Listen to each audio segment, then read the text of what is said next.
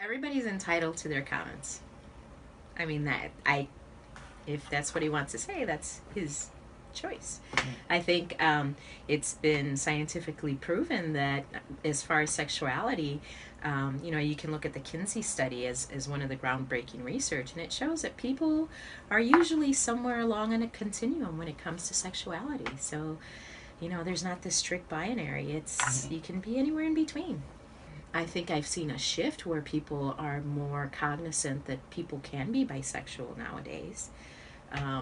It's again, I think science and looking at what's happened in our society, people have become more aware that sexuality is a fluid thing for a lot of people.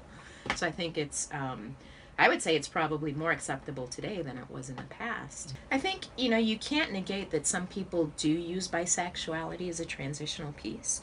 A lot of students, a lot of individuals I've interacted with, because of the fear of coming out as gay or lesbian to a parent, might use bisexuality because family may see it as something more acceptable.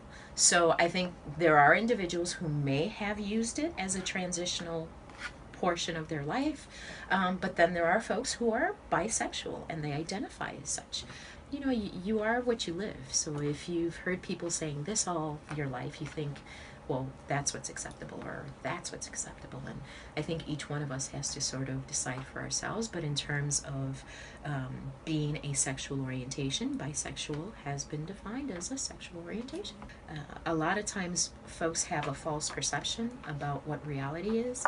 And I think a lot of times that's based on fear. Fear, to me, I use an acronym, false evidence that appears real. They've been told something over and over and over again, so you think it's real.